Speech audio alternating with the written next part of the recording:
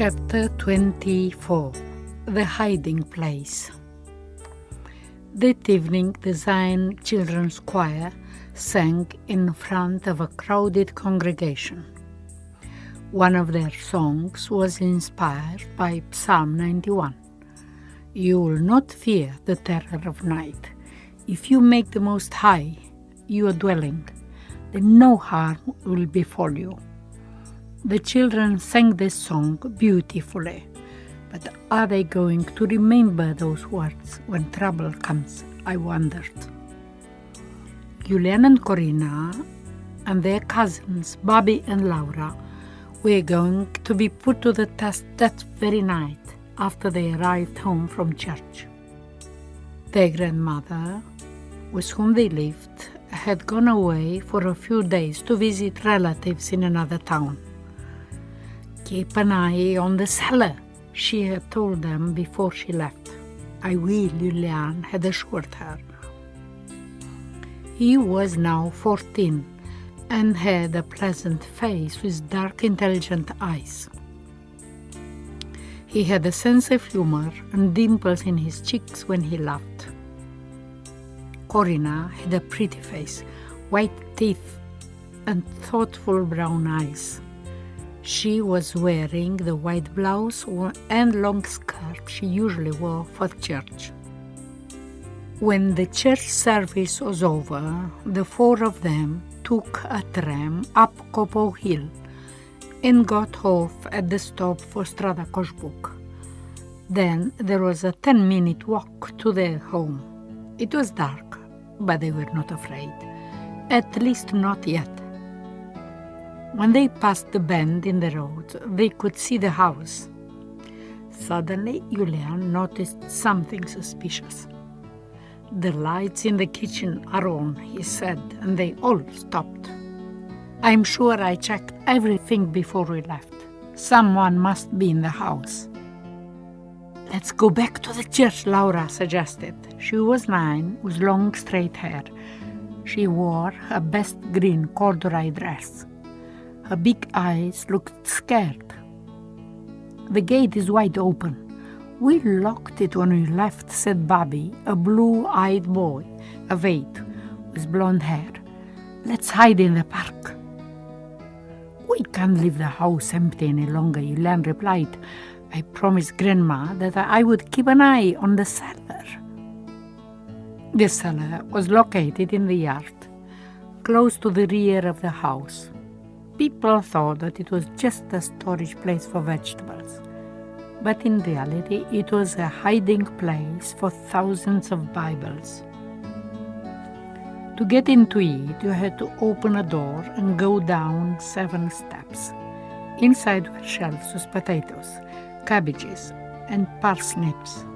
Behind the shelves, a double wall led into a secret tunnel where the Bibles were hidden.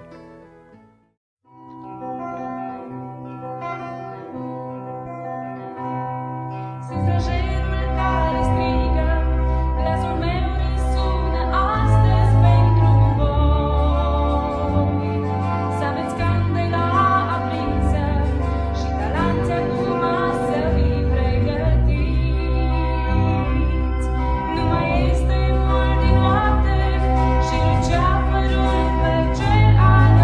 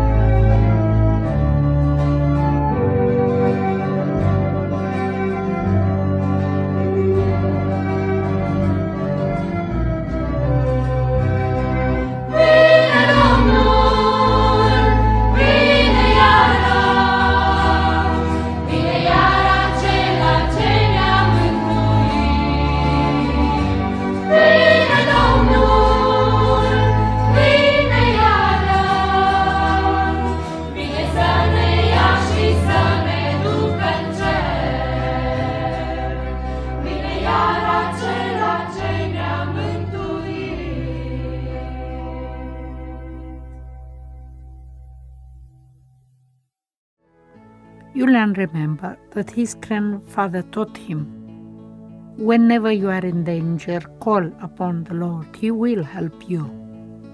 "Let's pray," Julian said. "Lord, give us courage and protect us," they all prayed.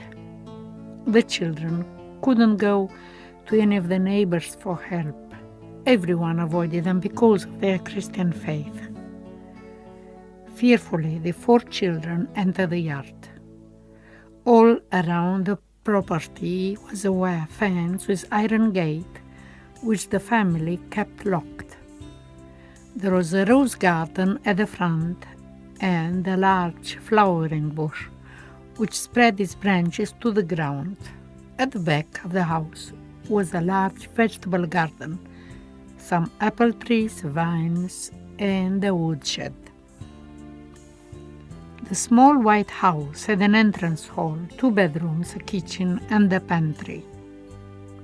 When they entered the house, their hearts beat fast. "Somebody has moved my bed around," said Laura, and her eyes darted around in fear. "They must be hiding under it."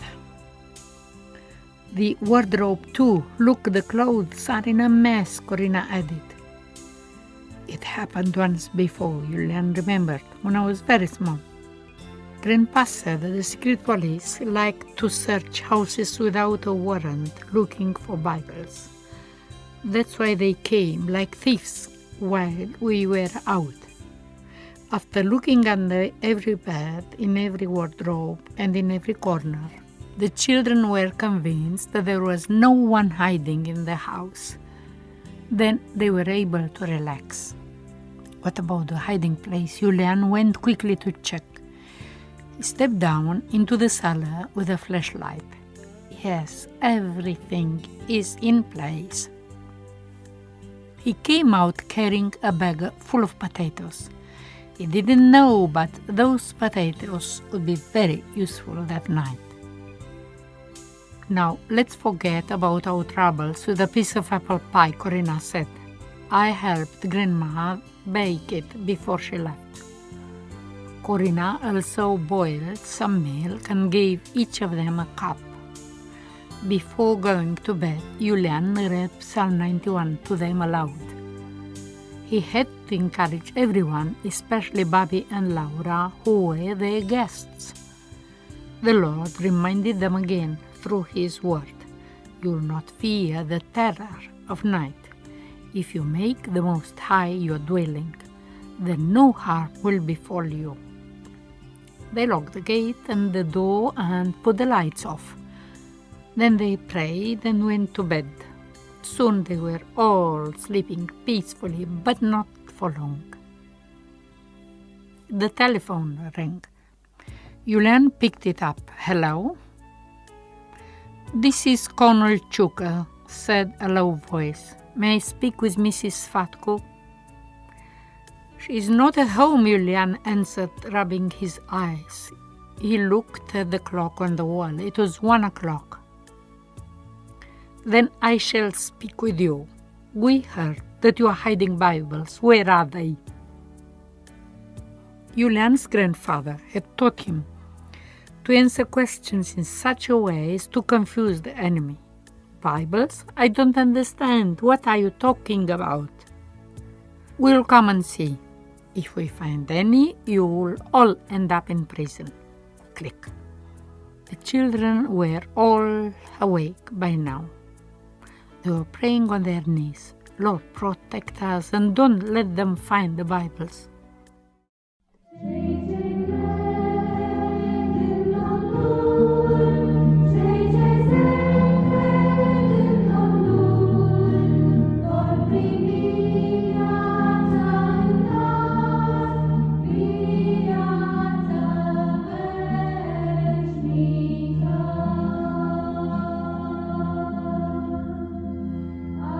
Alleluia,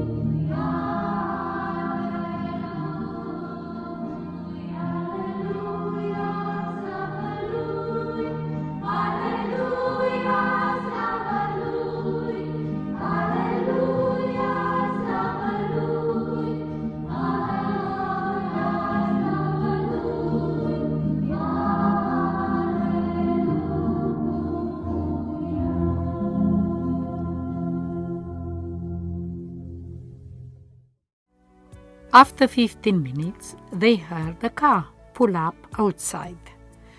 The children stood in the dark with the lights off. They saw two men get out.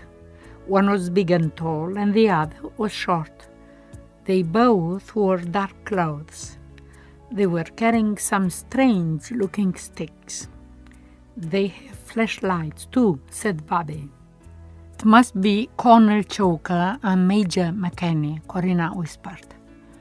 The two men opened the gate with a master key and went straight to the far back corner of the yard. They started to tap the ground inch by inch with their sticks. "What are they doing?" Laura asked. "They are checking for underground tunnels," Corina explained. "Soon they will be near the hiding place," Julian thought. "Lord, what shall we do?" Then Julian remembered something his grandfather had said. The secret police hated public scandals and noise. They liked to operate in the dark when no one could see them. He suddenly knew what to do. "Bobby, come with me," he whispered. "I need your help. We have to wake up all the dogs in the neighborhood. They will help us." Through a small window, the two boys quietly crawled outside. Julian took the bag of potatoes with him. They hid in the flowering bush and started to throw well-aimed potatoes onto the roofs of the houses in the street. Boof, boof, boof, boof was heard on every rooftop. Almost every home had a dog, and they reacted immediately. "Woof, woof, woof, woof, woof, woof." Then the boys crawled back into the house. Now the neighbors were emerging in their pajamas, complaining to each other about unusual thuds in the night. The secret policeman didn't have any time to waste. They had to be out of there before the dogs got after them. They got into their car and disappeared into the night. After half an hour, all was quiet again in the street. The children fell asleep in peace, and the Bibles were safe. God always helps us when we trust in Him and serve Him with courage.